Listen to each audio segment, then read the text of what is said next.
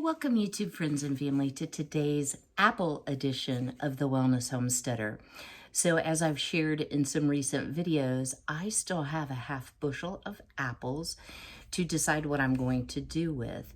And I don't have a root cellar, I don't have a basement, I don't have a space to really keep apples so that they last me all winter long, aside from the refrigerator.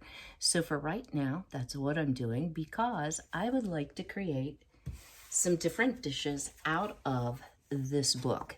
It is called the Apple Cookbook by Olwen Woodier, and I'll leave a link in the description box below. You can buy this on Amazon. I believe it's around $15. That's what the back of the book says anyway. I purchased this at Pfeiffer Orchard last year. And if you're a longtime subscriber, I had promised recipes, and guys, I didn't do a single one on camera out of this book, but it does have some really delicious recipes. One of the things about this book that is a bit different from the Harvest Baker series I've been doing is this is a much more modern cookbook and a lot less basic ingredients, so it's using some convenience items. But I know not all of you like or even appreciate some really basic type recipes like grinding your own grains, which that will be coming up. Still haven't done it yet. So this one actually calls for some Bisquick, and I've just got the Great Value brand of sweetened condensed milk, not evaporated milk, sweetened condensed. So this is going to be a delicious treat using apples, but as so often happens, I started looking through my collection of cookbooks, and I have a lot of them. And actually, I was looking for a recipe because I'm going to be baking some pork chops today. And I was just looking for some temperature guidelines, etc., because it's one of those recipes that comes out of my head.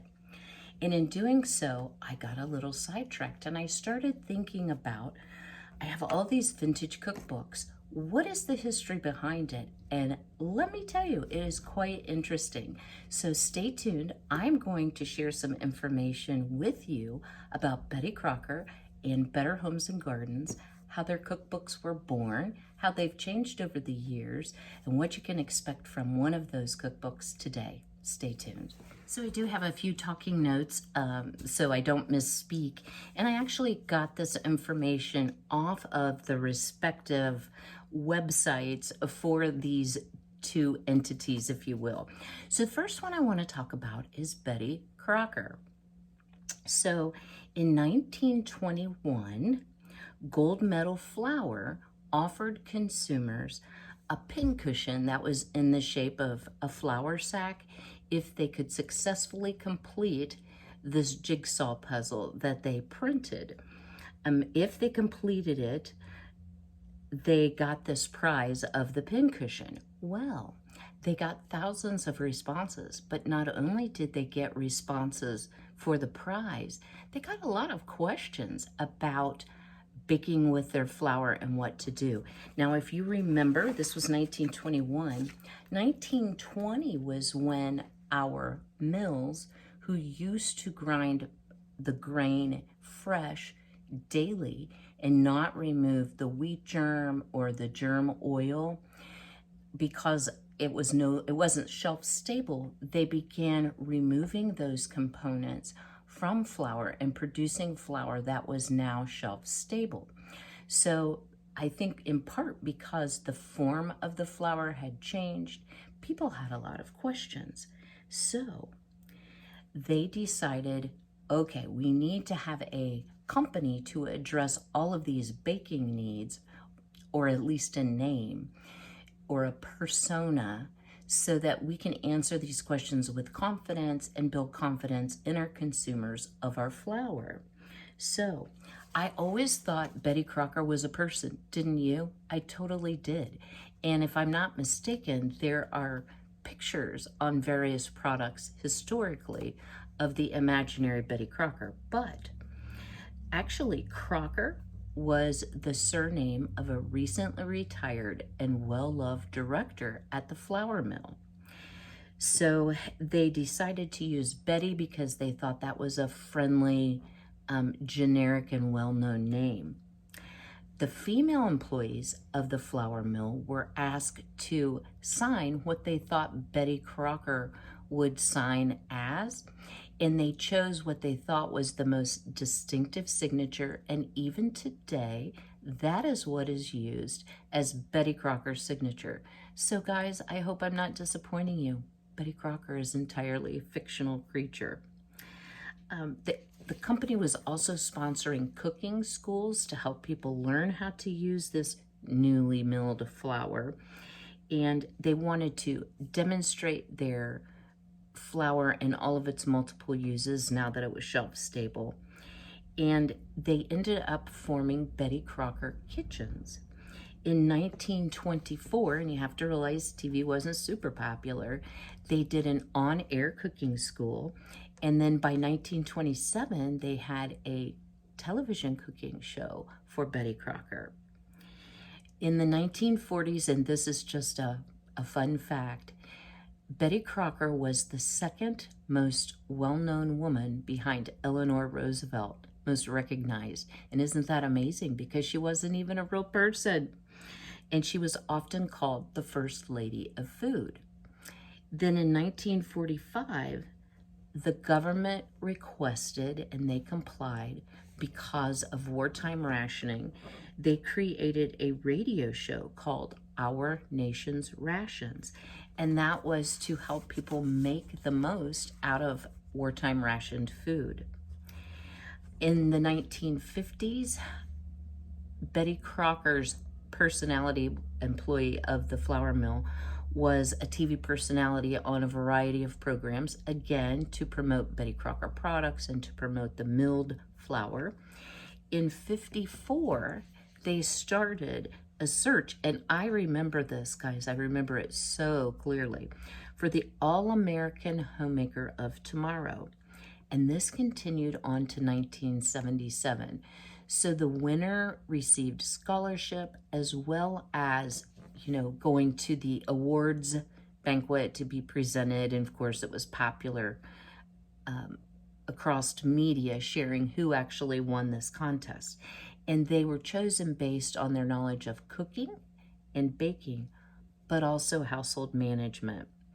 And in 1950, I'm jumping back just a little bit, that's when the red spoon came out. And guys, I just wanted to show you, Bisquick is a Betty Crocker product, and there you go. There is still the Betty Crocker red spoon. So I thought all of that, hang on, was super interesting, because I have both Betty Crocker and Better Homes and Gardens cookbook, and I'm going to share a little bit about Better Homes and Gardens as well. So my most treasured possession, and this is in very poor shape, is Mom's 1956 edition of the Betty Crocker cookbook. This is not the first cookbook.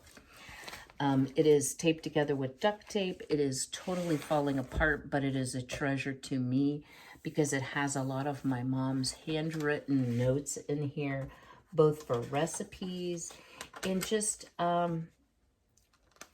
very interesting things. Where my parents grew up in eastern Kentucky, there are some zip codes for the various locations, which are very small towns, as well as just all sorts of recipes that I remember my mom preparing, many of which are holiday in nature.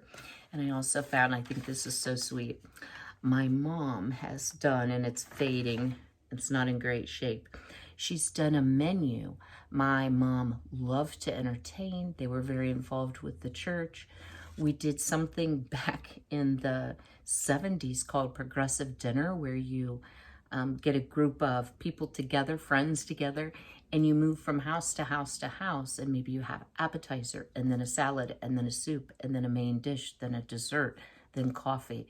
Super fun. I remember going to those.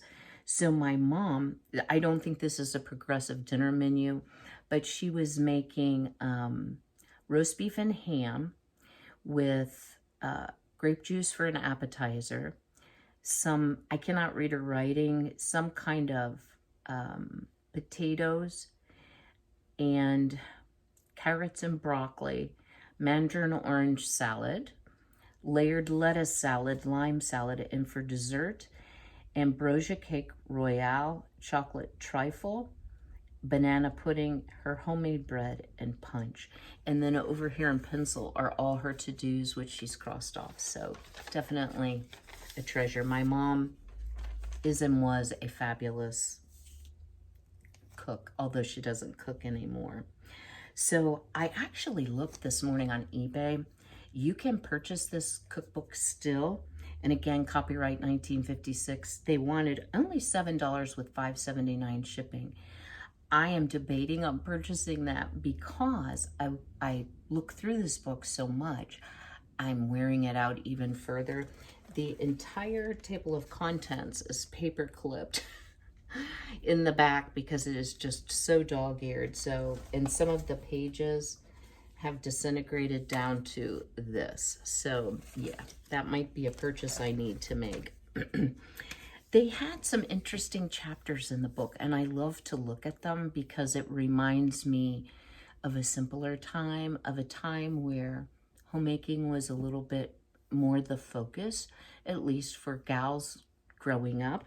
But they had chapters like special helps, how to do. They had big sections on how to do. So it was things like freezing, how best to freeze things. And guys, those tips still work today for sure.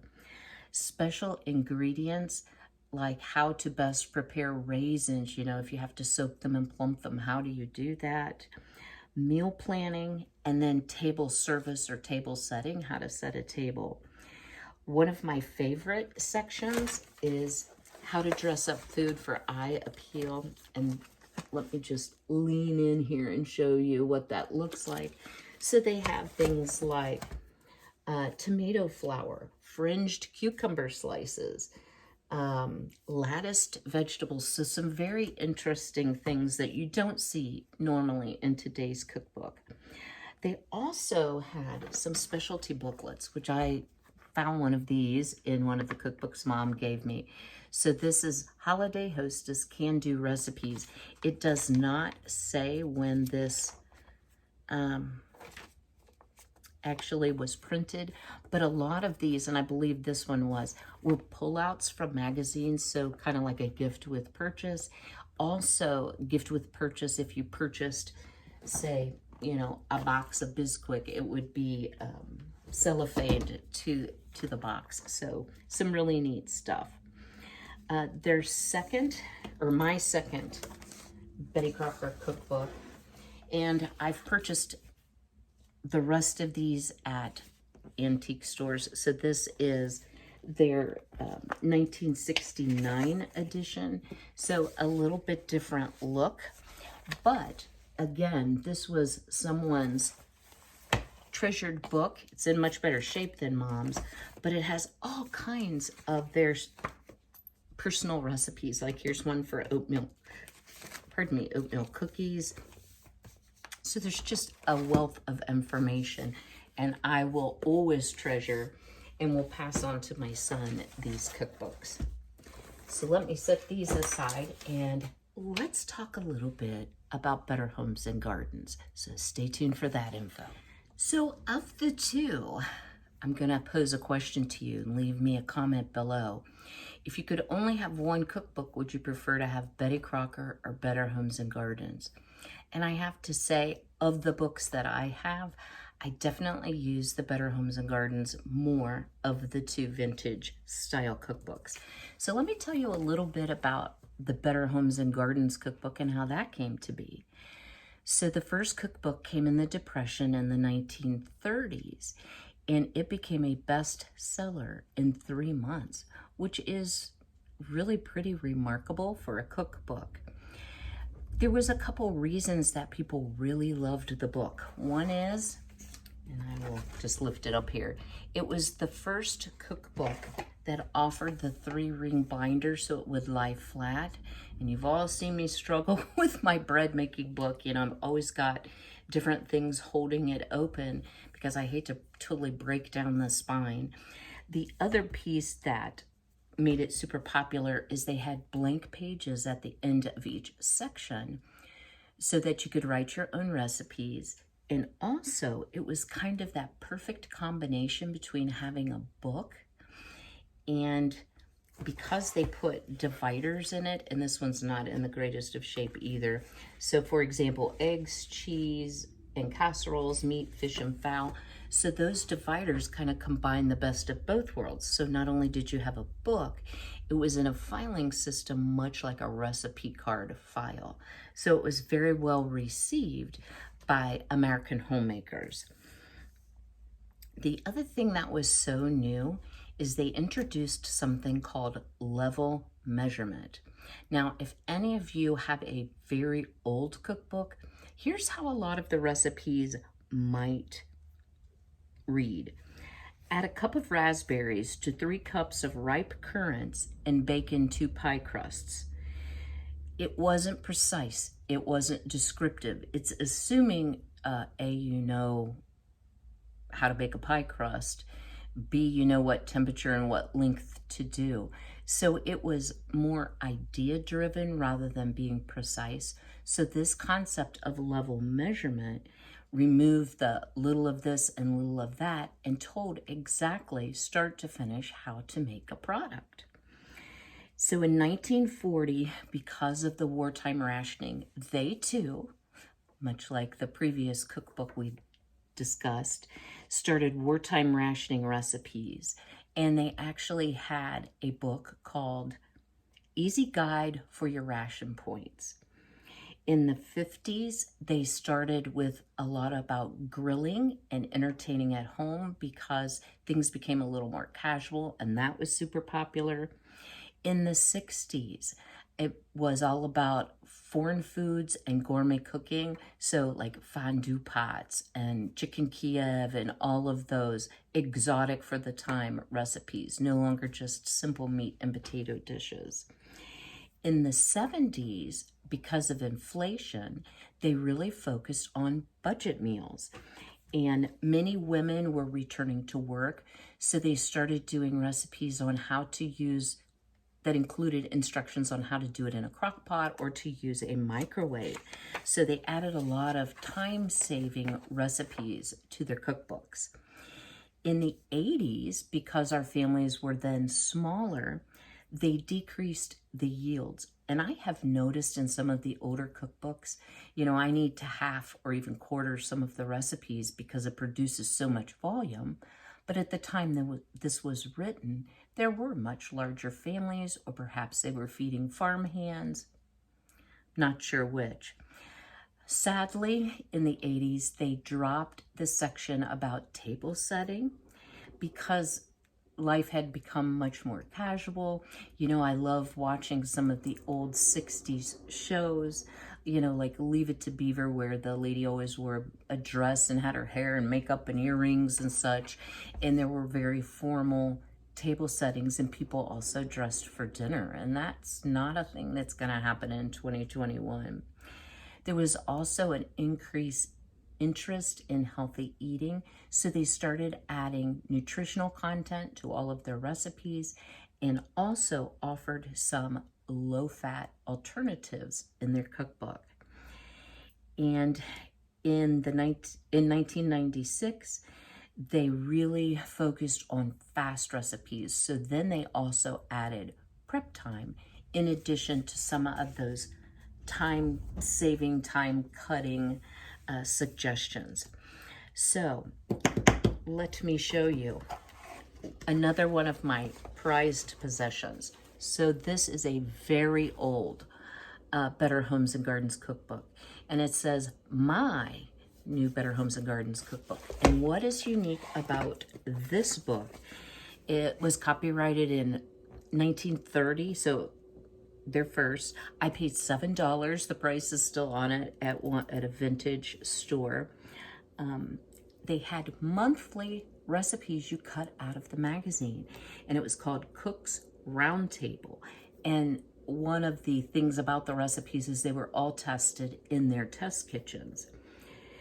Their jingle, if you will, at the time was America's authoritative home magazine. So I loved reading the first part of this book, which I don't think I had ever done. Let me flip you down a little bit here. So one of the things about the book, and this book is also falling apart, when you open it up and your pages aren't falling apart, on either side, even with a recipe open, you can see an oven chart, and it talks about temperatures, approved temperatures for cooking various things. They talk about something very interesting here, and I was wanting to read it to you if I can find it.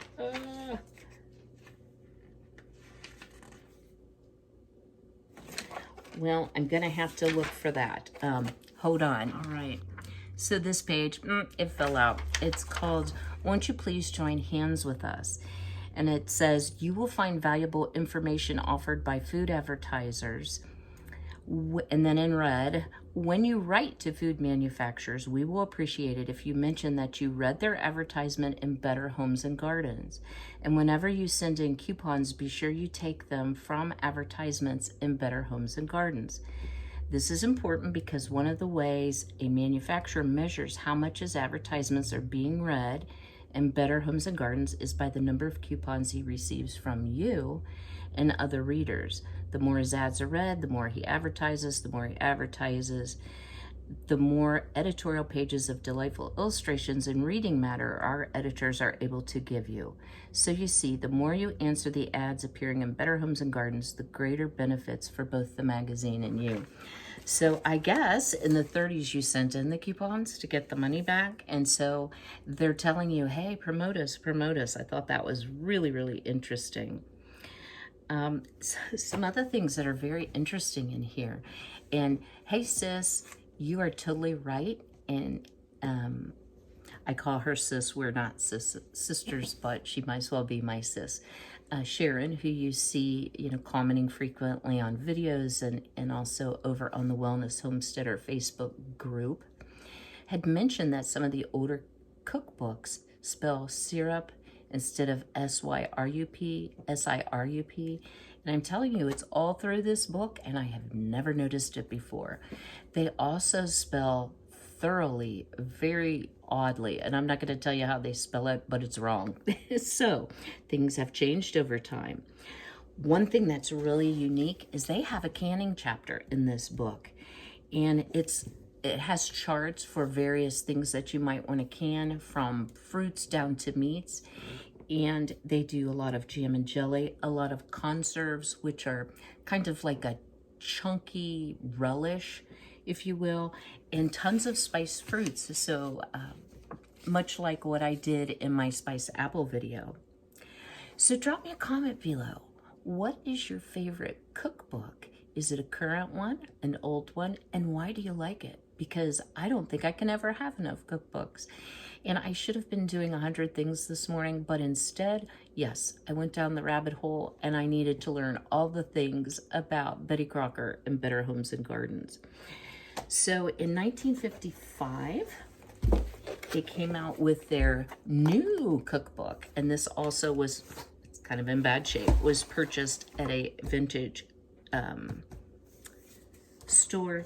But I love it that it's color, and it does also have many handwritten recipes from the previous owner. This apple dumpling I have made many times. Guys, I will have to do a video on it. You have never tasted an apple dumpling that is quite this good. They also have, and I tried to buy these at Goodwill, but sadly, guys, I have to tell you, I'm so disappointed. My local Goodwill has totally eliminated their book section, and I don't know why, because I purchased so many great things from that section. And if I bought a book and it wasn't great, I would simply donate it back. I need to look at some other Goodwills. But they had a lot of specialty cookbooks, and I remember these from my very early childhood, let's say. This one is actually 1959, so BK, before Kim. It's a holiday cookbook. And they just have such wonderful vintage photos of different products that you could make. And then this one is from actually 1973. It's their dessert cookbook. And I have made this cake right here several times. It's a great celebration and birthday cake. So I actually, yes, I do use my books and I find them super helpful to me. But that's not what today's video is about. It's what it's become about. So let me kind of read up things, get prepared, and we are going to make a recipe from the Apple Cookbook. And what it is called is Johnny Appleseed Squares. So stay tuned for a delicious recipe. So off camera, I have peeled and sliced using my Johnny Appleseed peeler slicer. I actually did 6 apples. The recipe calls for 5, but these were not huge apples. And to that, I am going to add first a can of the sweetened condensed milk, and this is 14 ounces. And I did not treat my apples with anything. You could certainly, you know, if you're peeling by hand and you're concerned about discoloration, it's such a quick process with the apple peeler that I wasn't totally concerned, but you could use either citric acid or lemon juice and water to keep them from discoloring. So add that, and then to that we are going to add a teaspoon of cinnamon. Now you could certainly add other spices. You could certainly add more than a teaspoon. I absolutely love cinnamon.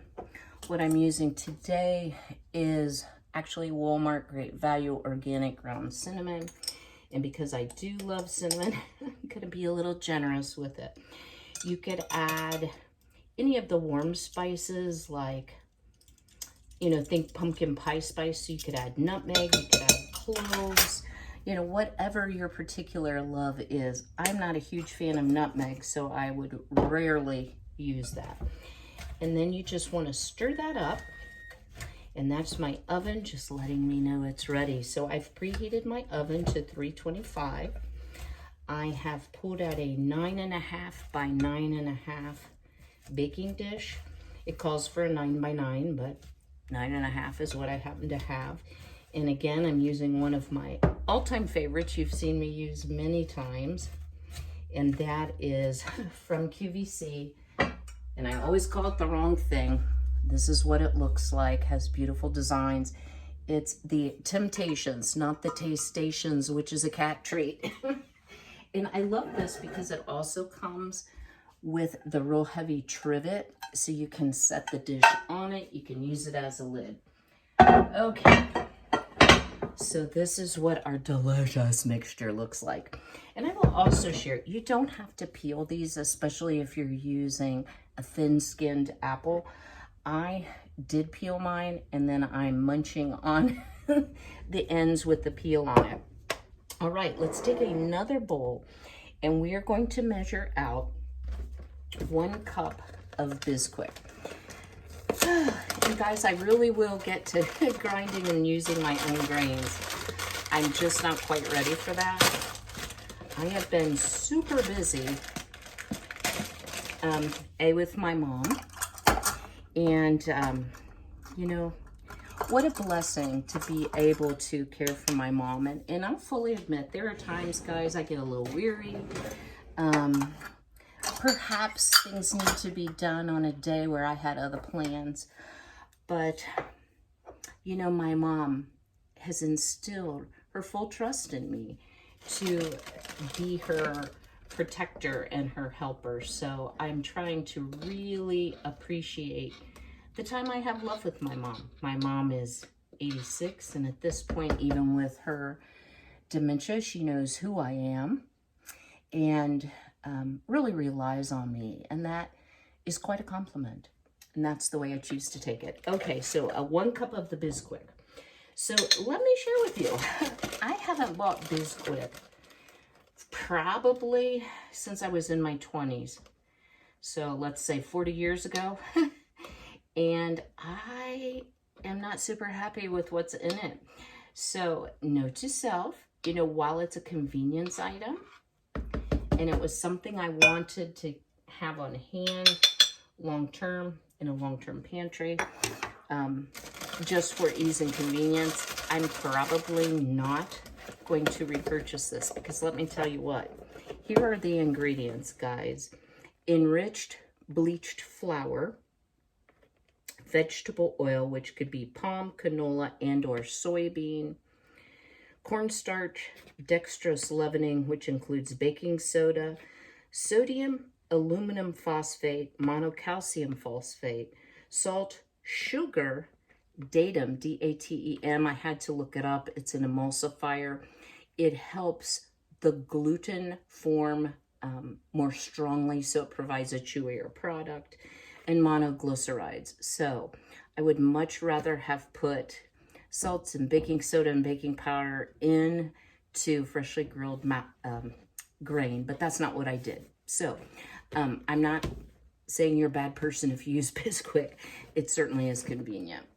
All right, so we've got our cup of Bisquick, and we are going to cut in half a cup of butter. Now, unless it specifically calls for unsalted butter, I usually just use the salted. I have been buying much more unsalted butter. Guys, I have something exciting to share. On Saturday, I am going to get my second freezer. It'll be an upright freezer because my freezer is so full and it's become a real pain. And I'm just cutting this butter up into little chunks to make it easier to cut in. Probably a little smaller than a tablespoon size chunks. But in fact, let me have and then quarter that because that'll be a lot easier. This is a 14.1 cubic foot upright. And I want to pose a question to you all, if you don't mind, to leave me another comment below. I don't want to overshare things that are boring as far as being prepared. I've been thinking of 100 videos that I would like to do. Some of the things that I thought might be interesting is just to share various ways you can preserve your food so you don't have to be a canner to still preserve food. I've done a lot more canning and dehydrating simply because I don't have any freezer space. So this is going to be a huge blessing. You know, for a while it was very difficult to purchase any type of freezer. I have about a 7 cubic foot chest freezer. So I was very grateful to find a great buy. And I don't have Home Depot close to me, but I did purchase this online. And I got a stellar deal. So if you're in the market for a freezer, you might want to consider looking. And I'm just cutting the butter in with a pastry cutter, guys. You might want to consider looking at Home Depot. I did price between Lowe's and Home Depot. And while they say they'll honor any price because my Lowe's is local, the problem is try to find two of the identical model. They use different model names and descriptions, I think, to prevent you from being able to get them to cost match. So, just my opinion. All right, so I'm going to cut this butter in. And you want to do it until you have the large crumbs. So I'm going to work on this because you've all seen cutting butter into flour or a baking mix. And I'll bring you back to show you next steps. Well, as so often happens, I'm not sure I finished my thought. So drop me a comment below. Would you be interested in seeing a freezer tour, number one, and also perhaps a tour of the different ways you can preserve food and also prepare for winter or just times ahead? All right, got that out of the way. So to our apple sweetened condensed milk and cinnamon mixture, we're going to add this butter and Bisquick mixture, and I just cut it in with a pastry cutter. You can use a knife and a fork if you don't have a pastry cutter, until it resembled coarse crumbs. So as you can already see, this is not a low-fat or low-calorie dish. It's something you would eat sparingly. It's not, definitely not on the ooh, super healthy spectrum, but I bet it's gonna be ooh, super good, right? So I'm just coating up those apples. Yes, that looks delicious. And then the final thing we're going to do is we are going to make a topping. So I'm going to put this in the dish. Stay tuned. For the final step, we have our mixture in our 9-inch square cake pan. I took half a cup of the baking mix or Bisquick, half a cup of brown sugar, and 2 tablespoons of cold butter, which I've cut into the dry ingredients. Then, if I can find it, we're gonna add some walnuts. So you could use, and I need an opener here, you could use walnuts, you could use pecans. If you're not a fan of nuts, you could leave them out.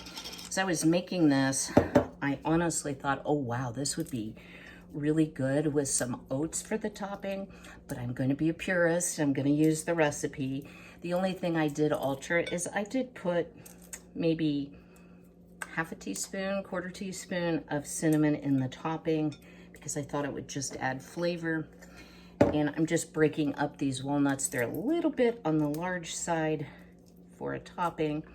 I'm going to put this over top, and then we are going to bake it for 50 to 60 minutes until a skewer comes out clean when inserted in the center. Now, what I will tell you, I think that's more or less to cook the apples rather than the cake portion of it. So I'm going to keep a sharp eye on it because using the Johnny Appleseed peeler, the apple slices are fairly thin. I did use a baking apple, and y'all are probably wondering what apple it was. It was a local apple, and I think it was called, don't quote me, Autumn Harvest. It is a sweet apple, very good for baking, and frankly, in my opinion, very good for general eating because I've been munching on the peel pieces and it's absolutely fabulous. I did not think the peel would go over so good in the cake, but again, if you're using a thin, might as well use all of them, right? If you're using a thin skinned apple, I'm sure it would be totally fine to leave the skin on, or if you just like apple peeling in your desserts, definitely would be good. So let me just sprinkle this over top. Ooh, this looks so good. But it is pretty high in sugar. I did not pack down my brown sugar in the half-cup measure because I didn't want it overly sweet, because I would think between the apple sweetness and the sweetened condensed milk, we're probably getting our sugar load for the day. So there we go. Just making sure all the apple tops, runaway tomato there, are covered.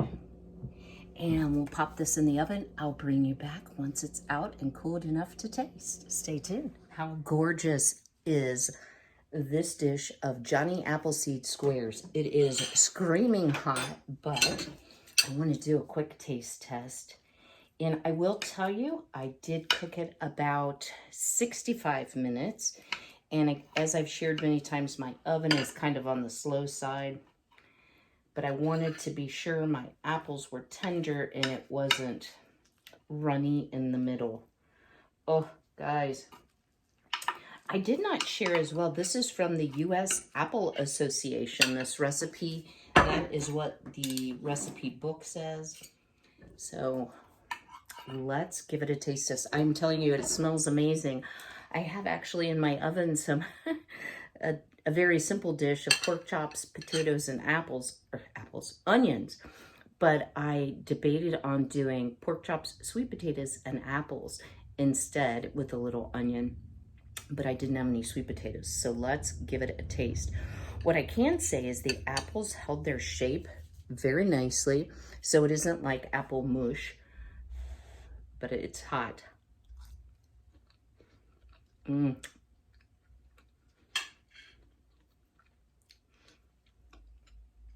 Sorry guys, it's hot. Surprisingly not overly sweet. I was a little bit worried about all of that sweetened condensed milk, but it is absolutely delicious. I think you could even put more spice in it than what I did. I wanted to stick to the recipe pretty solidly. Let's get a bite with the nut and the crumble.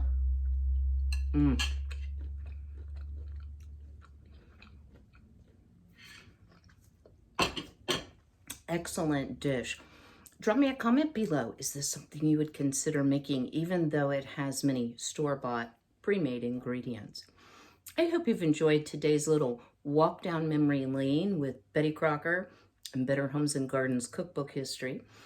If there is a video that I have not mentioned or brought to you that you'd like to see, I'd love to hear from you. Drop me a comment below. Email me anytime at sweethoneybath@gmail.com.